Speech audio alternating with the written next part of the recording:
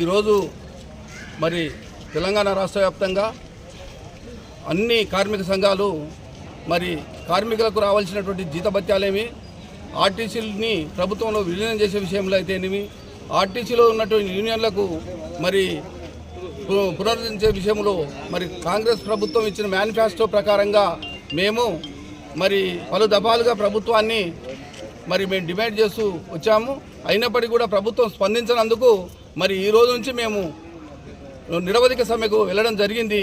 కాబట్టి కార్మికులకు రావాల్సినటువంటి న్యాయమైన ఏవైతే డిమాండ్లు ఉన్నాయో అవన్నీ నెరవేర్చాలని మరి రవాణా శాఖ మంత్రికి, అదేవిధంగా ఆర్టీసీ ఎండీ గారికి కూడా వినతి పత్రాలు ఇస్తూ మరి ఎన్నిసార్లు మేము మొరపెట్టుకున్నప్పటికీ కూడా మరి స్పందించినందుకు మరి మా యొక్క న్యాయమైన డిమాండ్లను నెరవేర్చుకునేదానికి తుది అవకాశంగా మరి సమ్మెకు వెళ్ళడం జరిగింది. మరి మా న్యాయమైనటువంటి డిమాండ్లను వెంటనే పరిష్కరించి మరి ప్రజలకు ఇబ్బంది జరగకుండా మరి ఈ యొక్క ఆర్టీసీని మరి రక్షించుకునే దానికి ప్రభుత్వం ముందుకు రావాలి. మరి కార్మికులు అడుగుతున్నవి ఏమో గొంతెమ్మ కోరికలు కావు. మరి గత ప్రభుత్వంలో మరి ప్రభుత్వం ఆ రోజు ప్రభుత్వంలో విలీనం కానీ యూనియన్లను కానీ పునరుద్ధరించడానికి మరి ఆ ప్రభుత్వం తీసుకున్న నిర్ణయాన్ని ఆ రోజు ప్రతిపక్ష హోదాలో ఉన్నటువంటి ప్రస్తుత సీఎం గౌరవనీయులు రేవంత్ రెడ్డి గారు మరి ఆర్టీసీని ప్రభుత్వంలో విలీనం చేస్తా, ఆర్టీసీలో యూనియన్లను పునరుద్ధరిస్తాం, ఆర్టీసీ కార్మికులకు రావాల్సినటువంటి 2 పే స్కేళ్లను వెంటనే అమలు చేస్తామని చెప్పి మరి ఆ రోజు మాకు వాగ్దానం చేయడం జరిగింది, మేనిఫెస్టోలో పెట్టడం జరిగింది. మరి అవే మేము ఈరోజు అడుగుతా ఉన్నాం.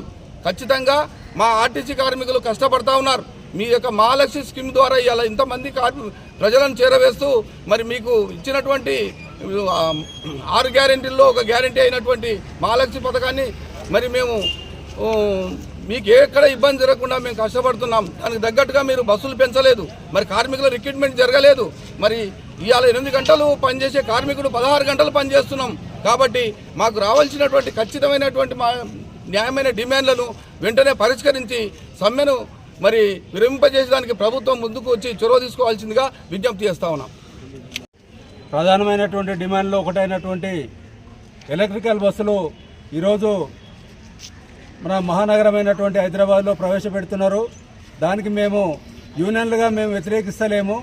పర్యావరణాన్ని పరిరక్షించే దాంట్లో మా వంతు కూడా మేము సహకరిస్తామని చెప్పి తెలియజేసుకుంటున్నాం. కానీ ఇటువంటి ఎలక్ట్రికల్ బస్సులు మా సంస్థకి ఇస్తే మా పిల్లలు కానీ, మా అన్నలు కానీ, మా తమ్ముళ్ళకు కానీ ఆర్టీసీలో కొత్త ఉద్యోగాలు వస్తాయని చెప్పి ఆర్టీసీని పరిరక్షించాలనే ఆలోచనతోనే మేము ఆ యొక్క ఎలక్ట్రికల్ బస్సులను మేము మా ఆర్టీసీకి ఇవ్వాలని చెప్పి డిమాండ్ చేస్తూ ఉన్నాం. అదేవిధంగా మాకున్నటువంటి ఆర్టీసీ ఆస్తులను ఏవైతే ఉన్నాయో ప్రైవేటు వ్యక్తులకు వాళ్లకు కాంట్రాక్టు విధానంలో ఇచ్చేటటువంటి విధానాన్ని మేము తీవ్రంగా ఖండిస్తున్నాం. హైదరాబాద్లో పనిచేస్తున్నటువంటి స్టాఫ్ను వివిధ రీజన్లకు పోవాలని చెప్పి అక్కడ ఉన్నటువంటి మేనేజ్మెంట్ కానీ ప్రభుత్వం కానీ ఒత్తిడి చేసి వాళ్ళను అక్కడ వివిధ రీజన్లకు పంపించే ఏర్పాట్లు ఏవైతే చేస్తున్నారో వాటిని విరమించుకోవాలని చెప్పి తక్షణమే ప్రభుత్వము కానీ యాజమాన్యం కానీ కార్మిక సంఘాలతోని చర్చలు జరిపి ఈ యొక్క సమ్మెను ముగింపజేస్తారని చెప్పి మేము